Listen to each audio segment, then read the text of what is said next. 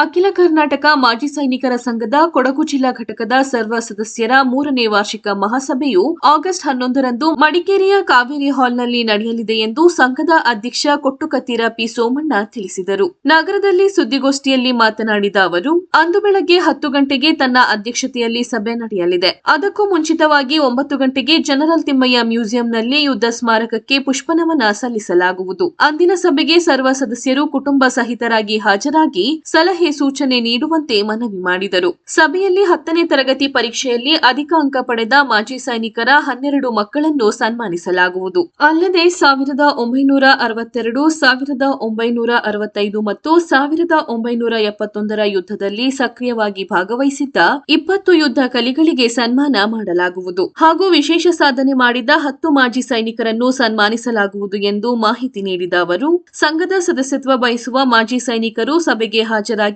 ಸದಸ್ಯತ್ವ ಪಡೆದುಕೊಳ್ಳಬಹುದೆಂದು ತಿಳಿಸಿದರು. ಸುದ್ದಿಗೋಷ್ಠಿಯಲ್ಲಿ ಸಂಘದ ಕಾರ್ಯದರ್ಶಿ ಸಿಜಿ ತಿಮ್ಮಯ್ಯ, ಸಹ ಕಾರ್ಯದರ್ಶಿ ಟಿಬಿ ಪ್ರಭಾಕರ್, ಸಂಚಾಲಕರಾದ ತಾಳೂರು ಕಾಳಪ್ಪ, ಜಿಲ್ಲಾ ಮಹಿಳಾ ಸಂಚಾಲಕಿ ಎಂಪಿ ಭವಾನಿ, ಸಹ ಸಂಚಾಲಕಿ ಚಂದನ ಉಪಸ್ಥಿತರಿದ್ದರು.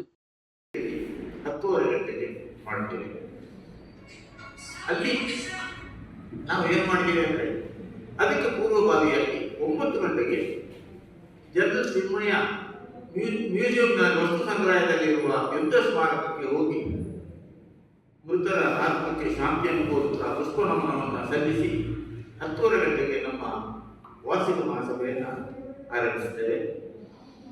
ಇಲ್ಲಿಗೆ ನಮ್ಮ ಮಹಾಸಭೆಗೆ ಬರುವ ಎಲ್ಲ ಸದಸ್ಯರುಗಳಿಗೆ ಹಾಗೂ ಅವರ ಧರ್ಮಪತ್ನಿಯವರಿಗೆ, ಅವರ ಸಂಸಾರಕ್ಕೆ ನಮ್ಮ ಸಂಘದ ಆಡಳಿತ ಮಂಡಳಿ ಪರವಾಗಿ ಸುಸ್ವಾಗತವನ್ನು ಕೋರ್ತೇವೆ ಹಾಗೂ ಅವರು ಹೊಸಬರನ್ನು ಸಹ ಕರ್ಕೊಂಡು ಬರಬೇಕು ಅಂತ ನಮ್ಮ ಒಂದು ಕೋರಿಕೆ.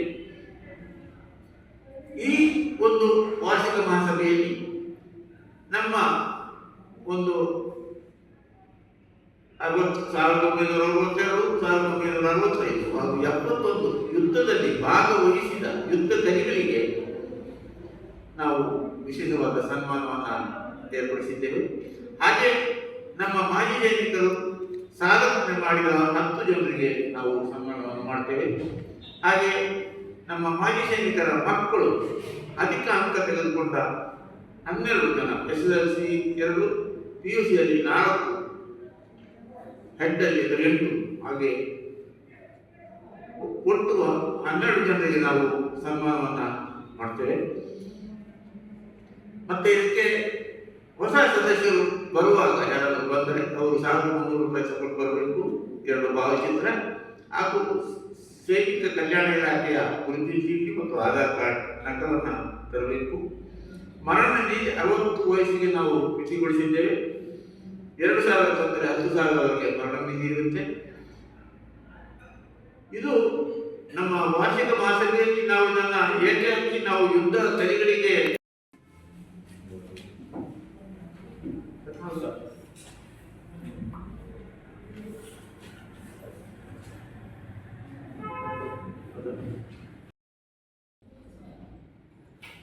ನಮ್ಮ ಪತ್ರಿಕಾ ಮಾಧ್ಯಮ ಮಿತ್ರರಿಗೂ, ದೃಶ್ಯ ಮಾಧ್ಯಮ ಮಿತ್ರರಿಗೂ ಅಖಿಲ ಕರ್ನಾಟಕ ಮಾಜಿ ವಂದನೆಗಳನ್ನು ಅರ್ಪಿಸುತ್ತೇನೆ. ಯುದ್ಧದಲ್ಲಿ ಭಾಗವಹಿಸಿದವರನ್ನು ಗುರುತಿಸಿ ಮಾಜಿ ಸೈನಿಕರನ್ನು ಸನ್ಮಾನ ಮಾಡಿದ್ದು ನಮಗೆ ನಿಜವಾಗಿಯೂ ಹೆಮ್ಮೆಯ ವಿಷಯ. ಆಗಸ್ಟ್ 11, 10 ಗಂಟೆಗೆ ಕಾವೇರಿಯಲ್ಲಿ ನಮ್ಮ 3ನೇ ವರ್ಷದ ವಾರ್ಷಿಕ ಮಹಾಸಭೆ ನಡೆಸುತ್ತಿದ್ದೇವೆ.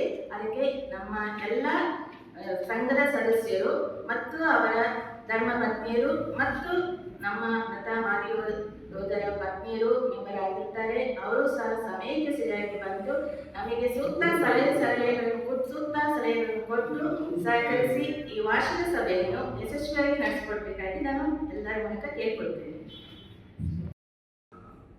ಶುಭೋದಯ ಹಾಗೂ ಸ್ವಾಗತ.